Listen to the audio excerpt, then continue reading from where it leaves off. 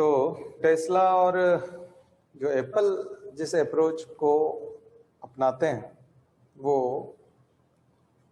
यही है, and to and अपना फुल स्टैक रखते हैं किसी भी क्षेत्र में। इसलिए आप देखोगे कि टेस्ला बैटरी पर भी काम कर रहा है।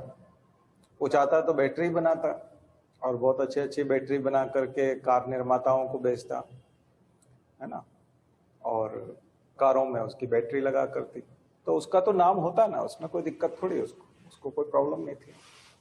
लेकिन उसने केवल वो नहीं किया, उसने केवल कार निर्माताओं को बैटरी नहीं बेची, उसने कार भी बनाई। कार के लिए जो सॉफ्टवेयर है वो भी उसी ने तैयार किया।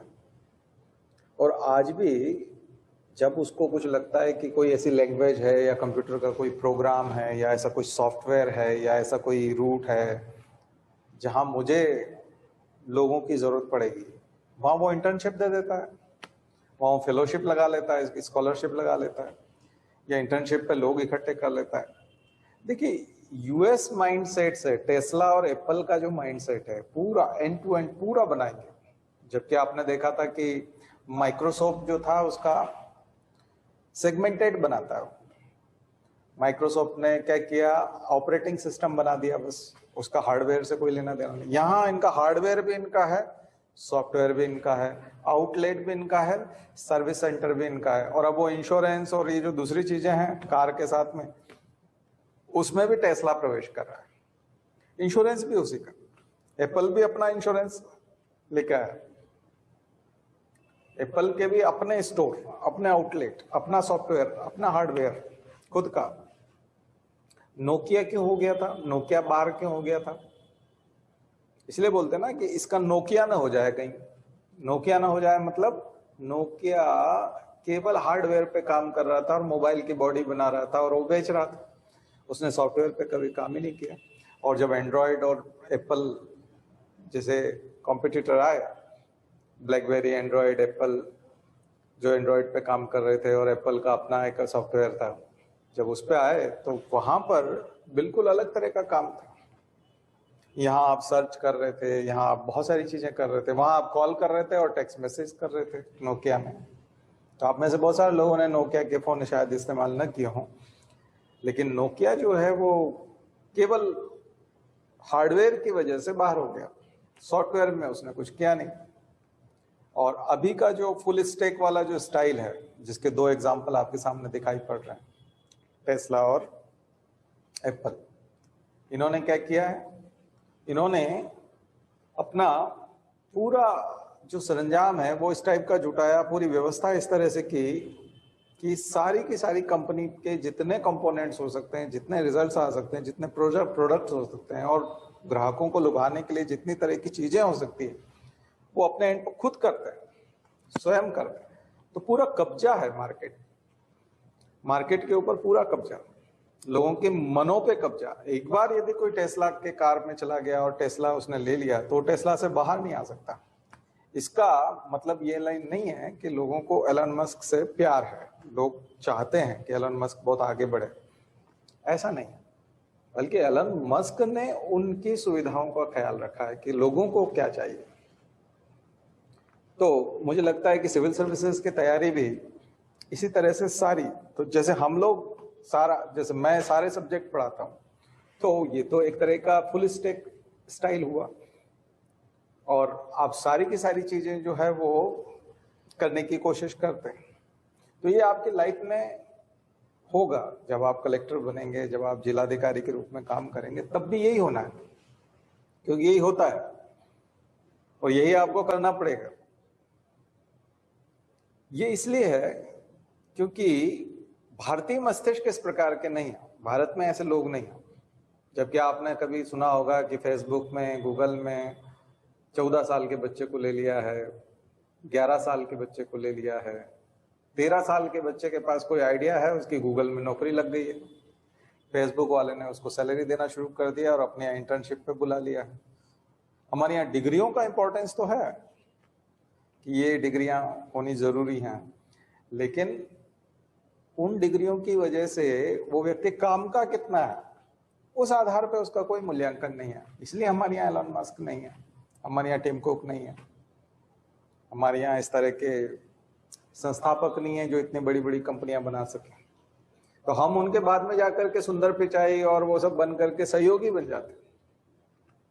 लेकिन हम लोग खुद कंपनी स्थापित करें और उसको वर्ल्ड क्लास बनाएं, वो चीज हमारे यहाँ नहीं है। तो हमारे यहाँ के जो युवा हैं, वो कितने बच्चे ऐसे हैं अभी जो 16 साल के हैं, 17 साल के हैं, 18 साल के हैं, और इन बड़ी बड़ी कंपनियों में जाकर के नौकरी कर रहे हैं, स्कॉलरशिप ले रहे हैं, इंटर्नशिप कर रहे हैं, वहाँ की फेलोशिप ज्वाइन कर रखी है और उनको फायदा हो रहा है। तो हम लोग अपना मस्तिष्क वैसा क्यों नहीं बना सकते? हम उस तरह से सोचते क्यों नहीं? हम इन चीजों को कठिन क्यों मानने लगते हैं? हमारे यहाँ बड़े बड़े संस्थान है, IIM है, IIT है, लेकिन उनमें भी एक रूटीन है, केवल रूटीन है। जब एकेडमी की बात आती है कि जब आप लवासना में ट्रेनिंग कर रहे होंगे, तब आपका एक सेशन IIM अहमदाबाद का होता है। एक सेशन नहीं, बल्कि वो जब आते हैं उससे पहले पूर्व तैयारी भी होती है। पहले कुछ IAS आकर के जो सीनियर होते हैं वो एक अच्छे इंजीनियर होते हैं, बहुत ट्रेंड होते हैं, काफ़ी वेल ट्रेंड होते हैं। और यूं कहें कि IAS में भी सभी लोग बोल पाने में सक्षम नहीं होते, सभी लोग पढ़ाने में सक्षम नहीं होते। हर व्यक्ति की अलग अलग प्रकार की एजुकेशन होती है, हर व्यक्ति अलग अलग बैकग्राउंड से आता है, और इस प्रकार से अलग अलग बैकग्राउंड से आने वाले व्यक्ति ही सक्सेस होते हैं। इसलिए कई बच्चे ऐसे होते हैं, IAS होते हैं, जो हार्वर्ड में जाते हैं या US में कोई कोर्स के लिए जाते हैं, तो वहाँ वो टॉप करते हैं और टॉप 10 में होते हैं वहाँ पर। और यहाँ जब एकेडमी में तो अलग अलग सेशंस होते हैं, सेक्शंस होते हैं, और डिपार्टमेंटल एग्जाम्स होती हैं और वो होती है, तो यहाँ पे भी वो टॉप करते हैं, क्योंकि उनका माइंडसेट उस तरह का हो जाता है। इंजीनियर है, इसका मतलब उसका मैथ्स बहुत अच्छा होगा और उसका एनालिटिकल पावर अच्छा होगा और उसका माइक्रो इकोनॉमी वाले जो एनालिसिस हैं वो बहुत अच्छे होंगे। मैक्रो इकोनॉमी में तो चलिए आइडियोलॉजिकल चीजें हो जाती है, फिलोसॉफिकल चीजें भी हो जाती है, थोड़ी सी वेलफेयरिस्टिक इकोनॉमी टाइप की बात करके भी आप इम्प्रेस कर सकते हैं मैक्रो इकोनॉमी में। लेकिन माइक्रो इकोनॉमी में आप ऐसा नहीं कर सकते। माइक्रो इकोनॉमी में कैलकुलेशंस होती हैं, डीप एनालिसिस होते हैं, और ये जो चीजें होती है इसमें स्टैटिस्टिक्स बहुत काम करता है। तो डिजिट्स के साथ आपको खेलना आना चाहिए, आंकड़ों के साथ खेलना आना चाहिए। और ये इसलिए आना चाहिए क्योंकि ट्रेनिंग के दौरान भी आपको दिक्कत आती है, ट्रेनिंग के दौरान भी आपको IIM वगैरह के और जब सेशन होंगे उससे पहले आपको हो सकता है कि ऐसी प्रॉब्लम दिए जाएं। वहाँ 30-30 का बैच है या 75 का बैच है या 70 का बैच है। अब तो खैर ज़्यादा के बैच भी होते हैं, 50-50 के भी होते हैं, 50-50 के 3 बैच होते होंगे, क्योंकि उस समय तो 70-80 IAS होते थे पहले तो, और 70-80 ही लगभग IPS होते थे। अब लगभग 150 IAS हैं, 150 IPS हैं लगभग, तो आपके 50-50 के 3 बैच हो जाते होंगे। तो एक बैच में यदि आपको कोई प्रॉब्लम दी जाती है तो वो प्रॉब्लम आप सॉल्व करके बताते हो सबसे पहले। बहुत कम लोग बता पाते हैं, 1 या 2 होते हैं हर बैच में, 1 या 2 होते हैं, बस 1 या 2 ही लोग होते हैं पूरी बैच में। बाकी तो IAS तो वो भी हैं, टॉप 10 रैंकर वाले भी हैं, लेकिन बता नहीं पाते। बता इसलिए नहीं पाते क्योंकि वो अप्रोच नहीं है, अप्रोच नहीं, इसीलिए तो वो गच्चा खा जाते हैं CSET में। इसीलिए वो दिक्कत आने लग जाती है उनको कि CSET ही भारी लगने लगता है लोगों को। इसका मतलब आप आंसर ही नहीं निकाल पा रहे। कई बार तो कुछ लोग जो है इतने स्मार्ट होते हैं कि वो बोर्ड पे वो लिखते हैं कि इसको सॉल्व करके बताओ, क्योंकि जो टीचर होता है उसका भी अपना एक ईगो होता है, और वो जो है वो चाहता है कि बच्चे इसमें परेशान हो और अंत में जो है मैं बताऊं, तो बताए तू बता, चल बता। ऐसे हमको लगता है कि वो जो है वो बहुत सम्मान पूर्वक बोलेंगे हम IAS हो गए, लेकिन वो भी तो IAS है, वो 15 साल पुराना IAS। तो बोलता खड़ा हो जा, तू बता। तो खड़ा होता है तो, लेकिन कुछ लोग इतने तेज होते हैं कि वो बोर्ड पे पूरा लिखता है, एंड करता है, उसके 20-30 सेकंड में तो वो आंसर निकाल के बता देते हैं। लेकिन आंसर के जो तरीके होते हैं वो अलग है, वो एक अलग अप्रोच से चल रहा होता है, ये अलग अप्रोच से चल रहा होता है। मैं यही आपको समझाना चाह रहा था कि जो फुल स्टैक कंपनियां हैं, ये फुल स्टैक कंपनियां इसलिए होती हैं क्योंकि हम लोग जैसे कोई एक सब्जेक्ट पढ़ के ही परेशान है, तो ये आपकी प्रॉब्लम है। कई लोग ये देखते हैं कि आप इतने सारे सब्जेक्ट कैसे पढ़ा लेते हो। अरे भाई ये जो है ये प्रॉब्लम तुम्हारी है कि तुम एक ही सब्जेक्ट में थक जाते हो, तुम्हारा माइंडसेट वहीं तक है। तुम्हारा माइंड वहीं तक चलता है। तो ये तो तुम्हारी समस्या हुई, ये हमारी समस्या थोड़ी है। ये तो आपकी समस्या है कि आप एक सब्जेक्ट में थक जाते हो। ये जो वो 50 लोगों का बैच है, 50 लोगों का बैच बोर्ड पे पूरा क्वेश्चन लिखने के बाद प्रॉब्लम लिख दी उन्होंने बोर्ड पे कि इस प्रॉब्लम को सॉल्व करके बताओ, बड़ी टफ प्रॉब्लम करके बताओ। लेकिन आप में से किसी में हिम्मत है तो करके बताओ। अब कोई कर नहीं पा रहा है और एक ऐसे ही मुस्कुराने लगा, इधर उधर देखने लगा। उन्होंने कहा तुम करते क्यों नहीं, सब लोग कर रहे हैं तुम क्यों नहीं करते? वो सर कर लिया, कर भी लिया, बताओ क्या आंसर आया? उसने कहा सर ये। हाँ आंसर तो ठीक है, बोर्ड पे आके बताओ। बोर्ड पे आके समझाया, समझ नहीं आ रहा। तो क्या है ये? कौन है वो व्यक्ति? कौन है ऐसा व्यक्ति जो क्वेश्चन देख करके, प्रॉब्लम देख करके आंसर निकाल लेता है? क्योंकि उसका दिमाग अलग तरीके से चलता है, अलग तरीके से चलता है। उसके आंसर एकदम से निकल आते हैं और उसके जो तरीके होते हैं वो वैदिक गणित टाइप के तरीके होते हैं, जो शॉर्टकट ट्रिक टाइप जो होते हैं ना, वो उस टाइप का होता है। लेकिन उसने कोई ट्रिक सीखी नहीं है, कोई उसने शॉर्ट ट्रिक गुरु से जो है उसको सीखा नहीं है, बल्कि उसके अंदर इनहेरेंट है, इंस्टिंक्ट है। तो ये जो मैं आपको कई बार बताता रहता हूं कि आपका जो स्टाइल है वो हरफन मोला स्टाइल होना चाहिए, ऑलराउंडर वाला स्टाइल होना चाहिए। क्योंकि आप सिविल सर्विसेज में जब जाएंगे और आपको जो टास्क दिए जाते हैं, काम दिए जाते हैं, वो इसी प्रकार के हैं। ट्रेनिंग से शुरू हो जाता है। 1 या 2 बच्चे होते हैं जो हर चीज में टॉप करते हैं, हर तरह की प्रॉब्लम। माइक्रो इकोनॉमी की प्रॉब्लम है, चलिए IIM अहमदाबाद की टीम आई, उसने, उनको लगा ये लोग तो कोई डॉक्टर है, कोई इंजीनियर है, कोई CA है, कोई BA किया हुआ है, कोई क्या किया हुआ है, IAS हैं, लेकिन अलग अलग तरीके से हैं। हमारा यहाँ का जो IIM का पढ़ा हुआ तो नहीं, IIM के भी होते हैं लेकिन वहां का तो नहीं है। तो वो उनका अपना एक ईगो होता है प्रॉब्लम देने का, ये प्रॉब्लम सॉल्व करके बताओ। अब ठीक है कि वो IAS बना रहेगा, वो भी कलेक्टर बनेगा, लेकिन कलेक्टर बनने के बाद आप कितना सफल होंगे और कितने अच्छे से इन चीजों को कर पाएंगे, डील कर पाएंगे। तो अब यहाँ जो कई बच्चे जो है वो मीडियम की शिकायत करते हैं। अब वहां तो बहुत सारे लोग जो आएंगे, 90% जो स्पीच देने वाले लोग होते हैं वो तो हिंदी में बोलते ही नहीं है, कि वो तो अपना इंग्लिश में ही बोलते हैं। चाहे आप हिंदी मीडियम से पढ़ के गए हो, पेपर ठीक है आपको हिंदी में देने को मिल जाएगा, डिपार्टमेंटल एग्जाम में भी थोड़ा सा। वैसे अधिकांश कागज जो है 90% कागज आपको जो मिलेंगे, नोट्स मिलेंगे, कॉपीज मिलेंगे, फाउंडेशन कोर्स में भी, इंडक्शन में भी, तमाम जो और मिड टर्म ट्रेनिंग और तमाम जो चीजें होती हैं उन सब में आपको इंग्लिश में ही देखने को मिलेगा। आपके रोजमर्रा के जो कागज हैं वो भी इंग्लिश में होंगे। तो फिर आप क्या करोगे? आपको पढ़ना तो आना चाहिए ना।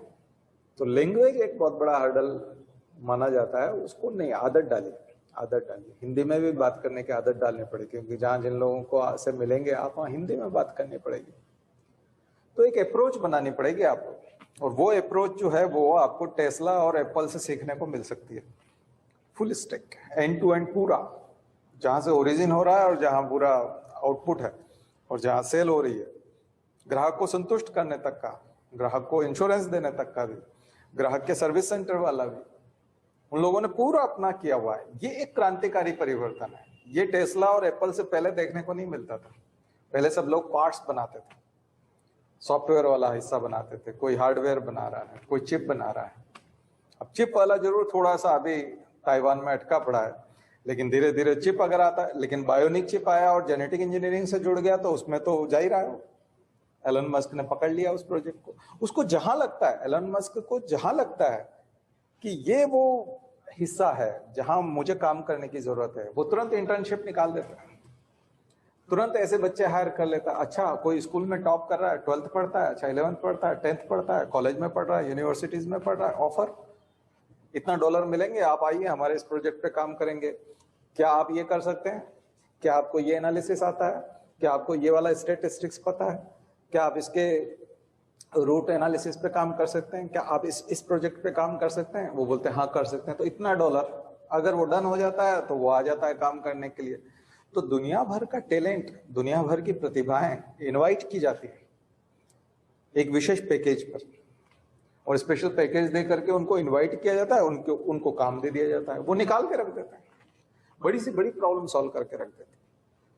वो सिर्फ ऑर्डर देता है, वो सिर्फ अपनी इच्छाएं रखता है कि देखिए मैंने एक ऐसा सुखद भविष्य देखा है, मैं चाहता हूं कि ड्राइवरलेस कार हो, मैं चाहता हूं कि केवल सीट बेल्ट जो होता है ना जनरली, केवल एक एक्सीडेंट है, बाकी एक्सीडेंट प्रूफ कार है। और एक्सीडेंट भी वो इस वजह से है क्योंकि वो उसने सीट बेल्ट जो है वो लगा के रखा था, वाकई में वहां कोई बैठा नहीं था, तो सीट बेल्ट को पहचानता है। तो सॉफ्टवेयर तो केवल सीट बेल्ट को पहचानता है, तो उसने जो है वो मान लिया कि इस पे कोई बैठा है, और असली में वो दो बुड्ढे थे और वो पीछे बैठे थे, पीछे वाली सीट पे बैठे थे, तो वो भगा रहे थे, तो वो एक्सीडेंट कर गया। बस एक ही केस है उसका। अदरवाइज आप देखो कि टेस्ला जो है, टेस्ला मतलब टेस्ला की कार होना मतलब बहुत बड़ी बात है, उसका अपना एक लेवल है उसका। अब एप्पल का फोन लेना भी एक तरह का एक स्टेटस सिंबल टाइप आता है, तो टेस्ला भी जो है, टेस्ला की कार होना भी अपने आप में एक स्टेटस सिंबल जैसा है कि उसका एक स्टेटस है। तो क्यों ये टेस्ला और एप्पल जो है इन्होंने एक स्टेटस सिंबल के तौर पर अपने आप को डेवलप किया, और क्यों उनका जो है इतना फैन फॉलोइंग है, और क्यों ऐसा नहीं कि वहां मैं अभी जो बता रहा था आपको कि ऐसा नहीं कि लोग एलन मस्क से प्यार करते हैं इसलिए जाकर के इन्वेस्ट कर रहे हैं, नहीं, एलन मस्क के बनाए हुए प्रोडक्ट, उसके आइडिया और फ्यूचर जो है उसका, स्पेस एक्स, यानी वो उसने सारी फ्यूचर की चीजें पहले से प्लान कर रखी है। यानी 20 साल बाद लोगों को जो जरूरत पड़ेगी बायोनिक चिप्स की, अभी से प्लान किया हुआ है। 20 साल बाद ड्राइवरलेस कार होगी, स्मार्ट कार होंगी, उसने प्लान कर रखा है। उसको मालूम है लिथियम आयन बैटरी पुरानी हो चुकी, नई बैटरियों का जमाना है, नई बैटरियों पर रिसर्च जारी, नई नई तरह की बैटरीज के ऊपर काम हो रहा है, क्योंकि बैटरीज की दुनिया होंगी, बैटरीज के बिना कुछ नहीं होगा, सब कुछ बैटरी के ऊपर टिका हुआ है। तो बैटरी की रिसर्च है, उसका R&D पकड़ा हुआ है, उसके ऊपर लोगों को इंटर्नशिप दे रहे हैं, उसको बुला रहे हैं। तो फ्यूचर जब तक आपको देखना नहीं आता, 20 साल बाद का आप नहीं देख सकते, 10 साल बाद का आप नहीं देख सकते, उसके हिसाब से आप तैयारी नहीं करते, आज तैयारी नहीं करते, तो आपका जीवन बेकार है, कंपटीशन के हिसाब से बेकार है, क्योंकि बहुत फास्ट ग्रोइंग वर्ल्ड है, बहुत तेजी से दुनिया बदल रही है। तो आपका एजुकेशन, आपका सोच, आपका सब कुछ इस पे निर्भर करता है कि अभी आप क्या सोचते हैं, अभी इन दिनों में आपकी सोच आगे की है कि नहीं। और अगर आप आगे की सोच पाते हैं, आप आगे का सोच करके और आज काम पे लग जाते हैं, तो आप एलन मस्क बन जाते हैं, आप एप्पल जैसी कंपनी के काम करने वाले व्यक्ति बन जाते हैं।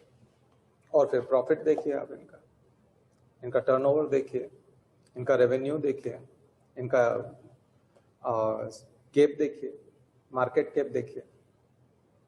तो ये जब आप देखेंगे तो ये कंपनियां, एक समय था जब कंपनी इस रूप में आई थी, जैसे अमेजोन के रूप में आई थी, कि आप, वो एक अलग स्वरूप था, आपने उबर और ओला जैसा देखा था, है ना। तो वो कंपनियां अलग तरह से चली। गूगल एक सर्च इंजन के रूप में विकसित हुआ और वो एक अलग तरह की कंपनी है। लेकिन अभी जो मैं आपको बता रहा था आज की फुल स्टैक, हमको किसी की जरूरत नहीं है, हम पूरा हम कर लेंगे। आपने देखा होगा हम भी यहाँ कोई एम्प्लॉय नहीं रखते, ना बड़ा इंस्टीट्यूट है, इतने सारे लोगों को डील करना होता है, हमने जानबूझ करके नहीं रखा। हालांकि ये कि हम बड़ी कंपनी के रूप में विकसित नहीं हो सकते, अगर आप बहुत बड़ी कंपनी के रूप में हैं तो फिर आपको हायर करना पड़ेंगे, लोगों को रखना पड़ेगा। लेकिन हमने एक लिमिटेड जो है रखा है, लेकिन उसमें कोशिश करते हैं कि सारी चीजें हमको आती हों, सारी चीजें हम कर सकें, उसका अपना एक फायदा है ना। इसलिए पेंडेमिक के इस समय में भी हम उन चीजों को कर पाए। सारे सब्जेक्ट अगर हमको पढ़ाने ना आते होते, सारे कैमरा और ये सारे सॉफ्टवेयर और हार्डवेयर और ये सब चीजें लगाना और करना, हार्डवेयर तो कई बार हम कुरियर से मंगा लेते हैं, अमेजोन पे ऑर्डर दे दिया, फ्लिपकार्ट पे दे दिया, कुरियर से आ गया, अब उस हार्डवेयर को इंस्टॉल करना प्रॉपर, तो आपको हार्डवेयर का नॉलेज भी होना चाहिए, हार्डवेयर को इंस्टॉल करना, फिर प्रॉपर सॉफ्टवेयर ढूंढना, लैंग्वेज हर्डल नहीं होना चाहिए, इंटरनेट आपको यूजर फ्रेंडली होना चाहिए, आपको इंटरनेट पे काम करना आना चाहिए। तो ये सब चीजें भी हैं। उसके बाद ये कैमरा और दूसरी चीजें हैं वो भी हैं। तो जब हम अपनी जिंदगी के साथ देखेंगे, आप में से कई लोग आसानी, थोड़ा सा कुछ काम देते हैं घबरा जाते हैं, आप बोलते हैं सर ये तो समझ में ही नहीं आ रहा, तो फिर आप इस नई दुनिया के लिए नहीं बने हैं। आप 10 साल बाद आउटडेटेड हो जाएंगे, आप फेंक दिए जाएंगे, मार्केट से बाहर कर दिए जाएंगे। आप इस सिस्टम में, इस देश में और आने वाले समय में जो पूरी दुनिया का जो सिस्टम बनने जा रहा है, उससे आप बाहर फेंक दिए जाएंगे, आप रिजेक्ट कर दिए जाएंगे, आप आउटडेटेड माल हैं, क्योंकि आप टेक्नोलॉजी फ्रेंडली नहीं है, आप यूजर फ्रेंडली, आपको यूज करना नहीं आता, आप टेक्नोलॉजी को यूज नहीं कर सकते, फिर आपका कोई काम नहीं है। आप कहेंगे इतने सारे सब्जेक्ट आप अकेले पढ़ा लो, अरे तो भाई तुम भी तो अकेले पढ़ करके और परीक्षा दोगे और सेलेक्ट होगे, इसका मतलब तुमको सारे सब्जेक्ट का ठीक ठीक नॉलेज है। एकदम डीप नॉलेज तो जरूरी नहीं है, जनरल नॉलेज होना चाहिए, जनरल स्टडी की बात हो रही है। तो आपको वास्ट सभी चीजों का थोड़ा थोड़ा नॉलेज होगा, चलेगा, बहुत डीप नॉलेज की जरूरत नहीं है, लेकिन उसका एक कॉमन सेंस तो डेवलप कीजिए। मैं आज आपकी से बात इसलिए कर रहा हूं कि अपने डर को खोलिए। और इन फुल स्टैक कंपनियों का तो खैर हम अभी एक आर्टिकल लेंगे, तो आर्टिकल पढ़ेंगे, उसके माध्यम से बात करेंगे, क्योंकि आगे का जो आपका भविष्य निर्धारित होने वाला है वो फुल स्टैक पर ही होगा। और अगर आप ये फुल स्टैक नहीं कर पाए तो फिर आप मार्केट में रुक नहीं पाएंगे, मार्केट मतलब एडमिनिस्ट्रेशन में भी नहीं रुक पाएंगे, क्योंकि एडमिनिस्ट्रेशन में एक ऐसे व्यक्तियों की, ऐसे लोगों की बाढ़ आने वाली जो परफेक्शन पर टिके हुए, उनके अंदर परफेक्शन होगा, वो कई तरह के सब्जेक्ट पढ़े हुए होंगे, उनका कल्चर भी बहुत अच्छा होगा, उनका हिस्ट्री भी बहुत अच्छा होगा, उनका पॉलिटी भी बहुत अच्छा होगा, और वो साइंस एंड टेक्नोलॉजी को भी बहुत अच्छे से करेंगे, इकोलॉजी एनवायरमेंट को भी बहुत अच्छे से करेंगे। तो आप भी करिए, अभी से करिए, और सब में परफेक्शन लेके आइए। ऐसा नहीं कि किसी टॉपिक पर या हमारा ऑप्शनल है उसमें ठीक होते हैं तो हमारे 60 ठीक हो जाते हैं, दूसरा कुछ पूछने लगते हैं तो उसमें 50 भी नहीं पहुंचते, हम लोग 40 तक भी नहीं पहुंच पाते। ऐसा नहीं होना चाहिए। आपका उसमें ठीक है कि आपका ऑप्शनल है, आप उसको डीप में पढ़ते हैं तो उसमें आपका 60-65 ठीक हो जाता है, लेकिन जो आपका ऑप्शनल नहीं है उसमें भी 55 से ऊपर होना चाहिए। तो ऐसी कोशिश कीजिए, ये कोई हर्डल नहीं है, कुछ नहीं है। तो फिर आप इतने दुनिया के जितने जीनियस लोगों को देख रहे हो, ये क्या कर रहे हैं, ये कौन लोग हैं, ये यही तो है, ये तो फिर एंजॉय भी करते हैं, स्पेस टूर पे भी जाते हैं, पता नहीं क्या क्या करते हैं। उसका सपना तो मंगल पे पहुंचाने का, आदमी का चांद पे बस्ती बनाने का, मंगल पे बस्ती बनाने के सपने। हमारे में से कितने भारतीयों के सपने हैं इस प्रकार के, बताइए। और कितने भारतीय जो है इस काम को करने के लिए इन्वेस्ट करने को तैयार है, और या फिर कोई ऐसा काम करने निकल गया तो उसके शेयर खरीदने को तैयार है। अमेरिका में ढेरों हजारों लाखों लोग हैं जो इन लोगों के शेयर भी खरीदते हैं और इनके ऊपर विश्वास भी करते हैं कि इन्होंने ये चीज बना के दी है, तो उन्होंने ऐसी चीजें बना के दी है, जनता के बीच में परोस दी है, बना के दे दी है। एप्पल का फोन इस्तेमाल करते हैं लोग, तो एप्पल के फोन को देख करके उनको फीलिंग आती है। टेस्ला की कार चलाते हैं तो टेस्ला की कार चलाते समय उनको फीलिंग आती है कि हमको ये चीज बना के इस व्यक्ति ने दी, इसका मतलब इसका जो आने वाला प्रोजेक्ट है, इसलिए वहां इन्वेस्टमेंट आता है। कोई किसी का फैन नहीं है, मार्केट में कोई फैन नहीं होता, और मार्केट फैन फॉलोइंग के आधार पे नहीं चलता। लोग इन्वेस्ट नहीं करते फैन फॉलोइंग, वोट दे सकते हैं, आर्टिकल पढ़ सकते हैं, न्यूज़पेपर में फैन फॉलोइंग हो सकती है, कोई किसी टीवी एंकर का फॉलोअर हो सकता है ना, उसका फैन हो सकता है, कोई किसी नेता का फॉलोअर या फैन हो सकता है, लेकिन मार्केट में कोई किसी का फैन फॉलोअर नहीं होता। वो किस लिए क्या होता है, वो प्रॉफिट देखता है, वो उसका काम करने का तरीका देखता है, वो देखता है कि इसके पास जो तमाम चीजें हैं वो लोगों को लुभा सकती है कि नहीं, और अगर वो लोगों को लुभा सकती है, लोगों को खरीदने के लिए विवश कर सकती है, बिल्कुल उनको खरीदने के लिए मजबूर कर देगी कि उनको वो वस्तु खरीदनी है, उस वस्तु की तरफ उनको जाना है, या अगर उनके पास पैसा है तो वो जरूर उस चीज को खरीदेंगे। अगर मेरे पास पैसा होगा टेस्ला कार खरीदने लायक, तो मैं टेस्ला कार जरूर खरीदूंगा। तो हर व्यक्ति सपना देखता है कि हमारे पास वो चीजें हो, तो लोग जब सपने देखने लग जाए जिन चीजों के लिए, वो चीज बनने का प्रयास करने के लिए कुछ नहीं करना है, अपना एंड टू एंड जितना आप काम करते हैं, जो कुछ करते हैं आप, उसको फैलाने की जरूरत है, घबराने की जरूरत नहीं है। और हमारे यहाँ तो बहुत सारे अभी स्टूडेंट्स हैं, आप लोग फोन करते हैं, बात करते हैं तो बड़े घबरा जाते हैं कि सर आप पहले तो ये पढ़ा रहे थे और अब ये पढ़ाने लग गए, तो अब तो मेरे तो ऊपर से जा रहा है, समझ में नहीं आ रहा है। तो फिर आप इस चीज के लिए बने नहीं, आप इसके लिए बने नहीं। यहाँ तो कुछ भी होगा, मैंने आपको पहले भी बताया कि कुछ भी होगा, क्योंकि कुछ भी पूछा जाता है और आपके सामने कुछ भी परेशानियां आएंगी। कोरोना की समस्या है, कोई कलेक्टर कह दे कि कोरोना में आप हमको इतना काम दे रहे हैं, हमको कलेक्टर में भर्ती हुए थे तब हमको नहीं बताया था कि ऐसे कोरोना आएगा और ऐसे ऐसे काम करना पड़ेगा। अनसर्टेनिटी है ना, करना पड़ा और सबको करना पड़ा, चाहे वो बीए किया हुआ कलेक्टर हो, चाहे वो कॉमर्स पढ़ा हुआ कलेक्टर था, या डॉक्टर कलेक्टर था, या इंजीनियर कलेक्टर था, जो भी था। अब वो इंजीनियर, डॉक्टर और टीचर और आर्ट्स और कॉमर्स और साइंस और ये सब नहीं रहा। अब वो क्या हो गया है, अब वो कलेक्टर हो गया, अब वो आईएएस हो गया। तो मैं इसके साथ प्रशासन को जोड़ रहा हूँ। प्रशासन को मैं इसलिए जोड़ रहा हूँ क्योंकि ये सीधा सीधा जो इसका संबंध है वो प्रशासन से, ये भी एक प्रकार का एडमिनिस्ट्रेशन है, टेक्निकल डेवलपमेंट करके। तो आपको जितने भी सेक्शन हो सकते हैं आपकी तैयारी के, उन सबको जोड़ना आना चाहिए, उन सबको कोऑर्डिनेट करना आना चाहिए, जैसा यहाँ है इन लोगों ने किया है। आपने एप्पल के स्टोर देखे, बिल्कुल अलग दिखते हैं। दूसरे स्टोर्स और एप्पल के स्टोर्स में क्या अंतर देखते हैं आप? उनके डिजाइन्स में अंतर देखते हैं, उसका इंटीरियर देखते हैं। एप्पल के स्टोर कभी आपने देखे हो मॉल में जाकर के? कितने लोगों ने एप्पल के स्टोर देखे जहाँ एप्पल के सामान मिलते हैं? मैकबुक मिलता है, चाहे फोन मिलता है, चाहे एसेसरीज मिलती हो उनके। आप जहां जाएंगे, बाहर चले जाएंगे तो भी आपको हो सकता है कि एप्पल की चीजें इस्तेमाल करते हुए लोग दिखेंगे, रोड पे आपको दिखेंगे, ऑफिसेज में दिखेंगे। अलग होता है, अलग मेहनत है, अलग डिजाइन है उसका, बिल्कुल इंडस्ट्रियल डिजाइन भी बिल्कुल अलग है। और फिर जब आप उसको चलाते हैं, जिन लोगों ने एप्पल के प्रोडक्ट्स चलाए हैं, तो उनके सॉफ्टवेयर की जो स्मूथनेस है, उसमें जो हैंग नहीं होना, वायरस अटैक उतनी आसानी से नहीं कर पाते, कॉपी इतनी आसानी से चीज़ें नहीं होती है ना, यहाँ तक कि जो उसके डाउनलोड्स हैं वो हैं, उन सब में भी बहुत अंतर है। तो जो आप सिंपल एंड्रॉयड पे जो काम करते हैं और जब आप एप्पल में काम करते हैं तो एक्सपीरियंस चेंज होता है। तो एक जो एप्पल में काम करता है उसका बहुत फास्ट लाइफ हो जाता है, बहुत ही अलग तरह का लाइफ हो जाता है, सोचने का तरीका भी बदलता है, स्पीड भी अलग होती है, तो तेज गति आती है। टेस्ला के साथ भी, जिसके पास ड्राइवरलेस कार है और ये सब है, तो उसकी लाइफ भी पूरी चेंज हो जाएगी। और जो एक बार स्पेस में, जो विदेश जाके आता है उसका लाइफ चेंज हो जाता है, क्योंकि विदेश में जाने के बाद मैंने बताया था कि वहां एक अलग प्रकार का एक्सपोजर है। ठीक है, ऐसे ही जो एक बार स्पेस में जाके आएगा उसका जिंदगी फिर बदल जाएगा, उसका अलग एक्सपोजर है।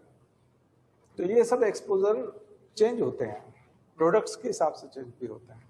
तो यहाँ तो मैं दो के एग्जाम्पल बता रहा हूँ, लेकिन आप अपने टॉपिक्स के साथ में, अपनी स्टडी के साथ में, अपने टेस्ट पेपर के साथ में, अपने स्टडी मटेरियल के साथ में इन सब चीजों को जोड़िए, क्योंकि आप भी उधर ही जा रहे हैं। ठीक है कि आप टेस्ला के मालिक नहीं बनेंगे, आप एप्पल के मालिक नहीं बनेंगे, आपको कोई स्टोर नहीं चलाना, लेकिन आपको डिस्ट्रिक्ट चलाना है। और डिस्ट्रिक्ट चलाना है तो आपका फुल स्टैक अप्रोच होना चाहिए, फुल स्टैक, सब कुछ, एनीथिंग, सब कुछ आना चाहिए। आपको नहीं आता है तो हायर करना सीखना आना चाहिए। जैसे एलन मस्क हायर करता है, जो मैंने आपको बताया, वो तुरंत इंटर्नशिप लगा देता है, उसको लगता है कि ये जरूरी है, इंटर्नशिप करो, शुरू करो, मुझे इतने लोग इंटर्न्स चाहिए, इतने लोग चाहिए, इतने लोगों को फिर बाद में परमानेंट सर्विस देना है, परमानेंट सर्विस दे देगा, इतनी सैलरी पे इतने लोगों को ये काम कराना है। उसकी एज से मतलब नहीं है। 14 साल का लड़का किसी कंट्री में बैठ करके कुछ सलाह दे रहा है, ऑनलाइन टेस्ट करो, ये करो, वो करो, कोई प्रोजेक्ट दो, प्रॉब्लम दो, जो सॉल्व करके बताता है उसको हायर करो। दुनिया भर में, पूरी दुनिया में जिसमें हिम्मत है वो सॉल्व करके बताएगा, और जो भी सॉल्व करके बताएगा वो मुझे चाहिए, मैं उसको सैलरी दूंगा। तो 15 साल के बच्चे को, 16 साल के बच्चे को, 17 साल के बच्चे को अपॉर्चुनिटी है, उसको मौका मिलता है और वो कर डालता है, और वो सैलरी भी पाता है, दोनों का फायदा है, म्यूचुअल बेनिफिट है। तो ये जो अप्रोच है, इंडिया की स्टाइल नहीं है, भारत में काम करने का स्टाइल नहीं। भारत में आदमी को एक सेफ नौकरी चाहिए, और वो सरकारी नौकरी हो तो सबसे अच्छा, और उसके लिए वो कंपटीशन की तैयारी करता है। इसी वजह से हम लोगों के यहाँ पर इस प्रकार का टैलेंट निकल करके नहीं आता। और जब आप इस प्रकार के टैलेंटेड नहीं होते तो फिर आप एकेडमी में जब जाते हो, तब भी मैं बता रहा हूँ कि एक या दो लोग ही उसी स्टाइल के लोग होते, और वही फिर सारे प्राइज भी ले जाते हैं, टॉपर भी वही बनते हैं, सर्टिफिकेट भी उन्हीं को मिलते हैं। और जॉब में आने के बाद भी वही व्यक्ति जो है वो सलाहकार बनते हैं सरकार के लिए। बनना चाहिए, कई जगह नहीं भी बनते हैं तो उसका नतीजा आपने देखा कि क्या बंटाढार किया अभी पेंडेमिक में और ये सब चीजें। तो ये बनना भी चाहिए, उन लोगों को बनना भी चाहिए। वही लोग जब बनेंगे तब जाकर के कहीं जाकर हम लोग इतना बढ़िया टैलेंट दे पाएंगे। इसलिए विजन जो है इंडिया का वो नहीं है। यहाँ पर भी इंडिया में कुछ लोग होंगे, हर शहर में 4 या 5 लोग होंगे इस तरह के जो अपने बच्चों को इस तरह से ढालते होंगे। 10 लोग होंगे ज्यादा से ज्यादा। ये कैपिटल सिटी है भोपाल, लेकिन यहाँ 10 लोग होंगे मुश्किल से जो अपने बच्चों को इस तरह से ढालना चाहते हैं, इस तरह से उनको एटमॉस्फेयर देना चाहते हैं, इस तरह का अप्रोच डेवलप करना चाहते हैं। तो दुनिया के बढ़ते हुए फ्यूचर की समस्याओं को देखते हुए आने वाले 20 सालों में दुनिया कैसी होगी, 30 सालों में दुनिया कैसी होगी, उसके हिसाब से आज की हमारी स्टडी करना, उसके हिसाब से हमारे दिमाग का सेटअप बनाना और उस प्रयास को करते रहना। इंटरनेट की दुनिया में आज की तारीख में सब कुछ, दुनिया बहुत छोटी हो गई है। बहुत आसानी से आप संपर्क कर सकते हैं, बहुत आसानी से बहुत सारी क्विजेज आपको मिल सकती हैं, प्रॉब्लम्स मिल सकती हैं, पजल्स मिल सकती हैं। खास करके मैं जो आपको स्टैटिस्टिक्स में बता रहा था, माइक्रो इकोनॉमी में बता रहा था, तो आपने देखा होगा कि अभिजीत बनर्जी की जो वाइफ एंड अफलो जो है, उन्होंने जो स्टैटिस्टिक्स में उनको जो नोबेल प्राइज मिला है, आपको पता है नोबेल प्राइज इकोनॉमिक्स में ऐसे ही मिल जाता है? इतनी आसानी से मिल जाता है क्या नोबेल प्राइज? क्या क्या करते होंगे वो लोग, किन चीजों का एनालिसिस कर रहे हैं, कितनी टफ है वो चीजें और कितनी मुश्किल है। एकदम सरल चीजों के लिए तो नोबेल प्राइज नहीं मिलता, वो तो बहुत सारे टीचर कर रहे हैं, बहुत सारे यूनिवर्सिटी के प्रोफेसर कर रहे हैं, बहुत रिसर्च हो रही है, R&D भी खूब है। क्या उनके ऊपर आपको आसानी से नोबेल प्राइज दे दिया जाएगा? नज थ्योरी पे जब दिया था तो मतलब कितना आसान है। नहीं, परचेसिंग बिहेवियर के ऊपर जब मिला था, जो मैंने आपको बताया था नज थ्योरी में, कि जो आदमी खरीदारी करने जाता है तो उसका जो व्यवहार होता है, अरे पूरा इकोनॉमी, तो न केवल मैक्रो बल्कि खास करके माइक्रो के जो बहुत गहरे एनालिसिस हैं, खास करके स्टैटिस्टिक्स से जुड़े हुए एनालिसिस हैं, वो फ्यूचर है। ये जो है ये लोग फ्यूचर के लिए अवेलेबल है। और 20 साल बाद इकोनॉमी कहाँ जाएगी, 20 साल बाद इकोनॉमी के कौन से सिद्धांत जो है, इसीलिए तो अभिजीत बनर्जी बार बार बोल रहे हैं ना, लोगों की जेब में पैसा डालो, लोगों की जेब में पैसा डालो। राहुल गांधी उसी की बात उठा करके न्याय योजना लेके आए थे 72,000 वाली। तो फ्यूचर के अमर्त्य सेन की बात आप नहीं सुनोगे, अभिजीत बनर्जी की बात आप नहीं सुनोगे, रघुराम राजन की बात आप नहीं सुनोगे। ये सब वहां पढ़ा रहे हैं, वहां की गवर्नमेंट सुन रही है। ट्रंप ने नहीं सुना था तो उसको उठा के फेंक दिया, आपने देख लिया। लेकिन बाइडेन सुनते हैं, कमला हैरिस सुनती है। तो इसलिए वो अलग है, इसलिए वो दुनिया पे राज करते हैं, इसलिए वो दुनिया को समझाते फिरते हैं, दुनिया पे पूरा बादशाहत है उसकी। उसका कारण है कि वो इंटेलिजेंट लोगों को हायर करते हैं। जहां कहीं पे भी इंटेलिजेंट दिखाई पड़ता है, हमारे रघुराम राजन को, अभिजीत बनर्जी को, अमर सेन को, तीनों को रखा हुआ है वहां। आपको कुछ नहीं करना है, आपको जिंदगी की क्या आवश्यकता है, आपकी मकान चाहिए ये लो, आपको सैलरी चाहिए ये लो, यहीं रहो, इंडिया जाने की जरूरत नहीं है। हमारे यहाँ जब जब प्रॉब्लम आए इकोनॉमी में, सलाह दो हमको क्या करना चाहिए, वो सलाह देते हैं। भारत को वो निःशुल्क सलाह देते हैं, बिना पैसे के देते हैं। क्यों देते हैं? क्योंकि ये उनका देश है, ये उनका लगाव है। लेकिन हमारे पॉलिटिशियन उसको मानते नहीं। तो ये रही बात, मैंने इकोनॉमी से भी जोड़ के बताया आपको, अभी की महत्वपूर्ण कंपनियों के हिसाब से भी जोड़ के बताया, और साथ साथ सिविल सर्विसेज से भी जोड़ के बताया, क्योंकि हम भी उसी दिशा में जा रहे हैं।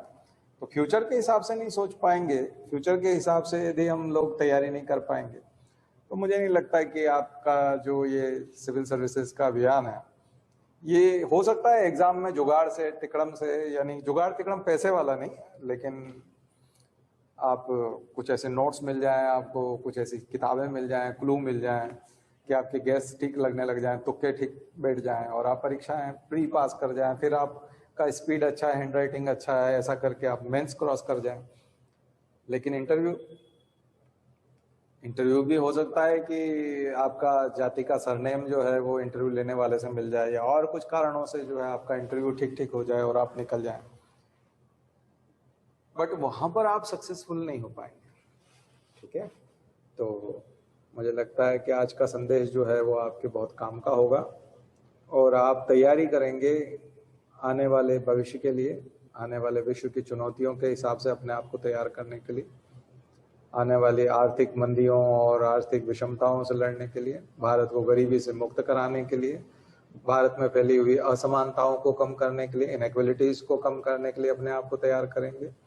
आप अपनी तैयारी इसी दिशा में करेंगे जिससे हम एक ऐसा भारतवर्ष बना सकें जो सशक्त भारतवर्ष हो और पूरी दुनिया को सर उठा करके हम देख सकें। हम विश्व गुरु की बात उस तौर पे नहीं करते, लेकिन हम आत्मनिर्भर हों, आत्मसम्मान से परिपूर्ण हों और हम लोगों को किसी चीज की जरूरत हो तो हम खुद उसका निर्माण कर सकें, किसी दूसरे के लिए ताकने की जरूरत नहीं है, चीन की तरफ और अमेरिका की तरफ ताकने की जरूरत ना पड़े। ऐसा भारत निर्माण करना है तो हमको ऐसे ब्यूरोक्रेट्स की जरूरत भी पड़ेगी, ऐसे पॉलिटिशियंस की जरूरत भी पड़ेगी। उस कमी को पाटने के लिए आप पूरा कर सकें, तो उसके लिए 20 साल बाद का, जैसे अब्दुल कलाम 2020 का विजन देख रहे थे, लेकिन आप देख रहे हैं कि वो 2020 वाला विजन तो पानी हो गया, खत्म हो गया है ना, बल्कि 20 में तो असली में ही खतरनाक चीज हो गई है ना, महामारी आ गई। तो निश्चित रूप से आप इस प्रकार की कल्पना करेंगे और जो एक्स्ट्रा सोचते हैं, अलग सोचते हैं, ज्यादा सोचते हैं और दूर की सोचते हैं, अलग सोचते हैं, ज्यादा सोचते हैं और दूर की सोचते हैं, वही काम के आदमी बनते हैं। बाकी तो भीड़ ही है, भीड़ का हिस्सा बनने में कोई मतलब नहीं। ठीक है ना, चलिए पढ़ते हैं हम लोग आर्टिकल।